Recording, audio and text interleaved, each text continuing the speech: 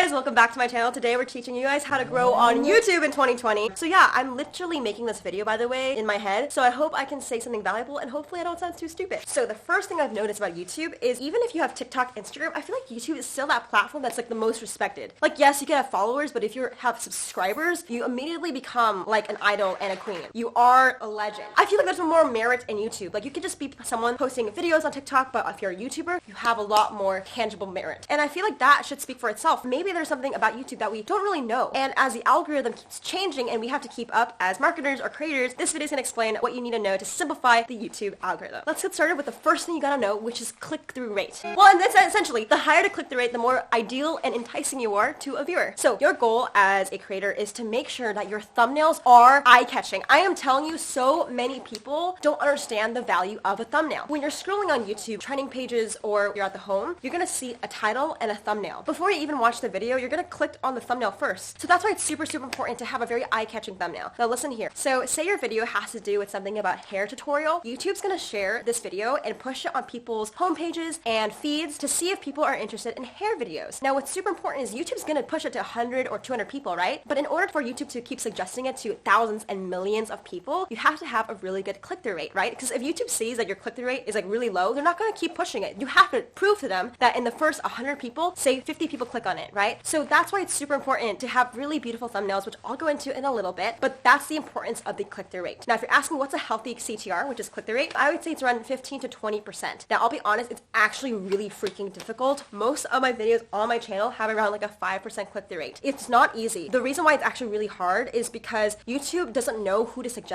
it to in the beginning. So for example, say you're having a haircut video, YouTube, the algorithm is not smart enough to push it to like hairstylists. Maybe they accidentally push it to gamers. And because of that, gamers like don't want to click on the video. So sometimes it's not your fault, but sometimes it could be your fault. So one of the most important ways you can look at your thumbnail to see if there's a clear message coming across. If your thumbnail doesn't have clear text, if you can't see a face, YouTube is not smart enough to know where to push it. So make sure you guys use keywords and your visuals are really on point. So for example, here's a thumbnail that maybe wouldn't do so well because it's not really easy to read and there's just too much going on. However, this thumbnail has my face really clear and a few words to tell YouTube to push it to people that maybe like hair videos, right? Because I have a picture of my hair before and after. So it's super important to realize that it has to have a clear, concise message and your face needs to be in it. It's kind of weird, but I find that YouTube doesn't like it when there's more than 2 faces. Like I had a video with 5 people in it and literally the click-through rate plummeted to 5%, which is actually really bad when you think about it. The minute I changed to 2 or 1 face, it really helped. So just be very clear in your message and the text is super important. I just quickly have to add, the reason why I've learned so much about thumbnails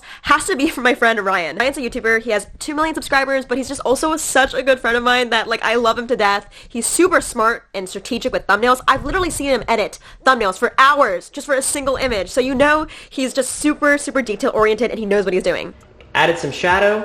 Whoa. And this is the real photo. So I cut him out of here and made him look like he was reaching in the car. I think a recent video of his hit like 7 million views in 2 weeks, which is insane. Now, once you figure out a really eye-catching thumbnail and really good title, you need to make the video watchable and hopefully have people stay as long as possible. So then we're coming into what we call watch time. I'd say click-through rate is a little bit more important than watch time because if people don't click on your video, then they're not going to watch it. But watch time is just as crucial, right? Similar to what I said before, if YouTube sees that people are staying for a long amount of time, they're most likely going to push it to more and more people. A really healthy watch time is around 40 to 50%. Now, I'll be honest, again, it is really hard to do that too. You have to be a really good storyteller. You have to keep people engaged. If you guys would like to see a whole video about storytelling and creating an engaging video, let me know and I can break it down in the future. But my main summary to make really high watch time content is a really good beginning, middle, and end. You want to basically make sure that throughout the video, people know why they need to stay to the very end. Is there a really big problem you're solving? Are you making the viewer feel like they're part of the story, right? So whether you make tutorials, vlogs, make sure you ask yourself, like, why are people staying to the very end? And once you understand that, then you can create content and put footage that makes sure that it supports that story. So I'll give you guys an example. This video right here has a watch time of 25%. And the reason why it was so bad and not a really healthy watch time was because I was literally talking for the first 3 minutes about something completely irrelevant. People clicked off, they didn't give a shit. However, this video that has a watch time around 45% was straight to the point. I dove right in and I made sure I gave the audience value as soon as possible. So honestly, if you can learn anything about watch time, get straight to the point. And then you might have a better chance of having a higher beginning and end watch time. How do I get started as a beginning YouTuber? Now, if we're starting with 0 views and 0 subscribers, I'm telling you, none of this information will be actually helpful because you need to fail and try a lot. So if I can give any recommendation and my main takeaway to anyone who maybe is still confused, seriously, just make a lot of videos, make 100 videos that are mediocre, not the best, and then reflect and look at the data and see what you can take from it. I think too many people want to optimize too early, and I'll be honest, this video is actually not helpful at all if you don't even have a video. So my message to you guys is to go out there, make a YouTube video. It's okay if it sucks. It's okay if you don't have a good watch time. You can always go back and reiterate. And I believe all success is learning from your mistakes. So don't be afraid to fall on your face a few times and learn from that. Thank you guys for watching, and I'll see you guys in the next one.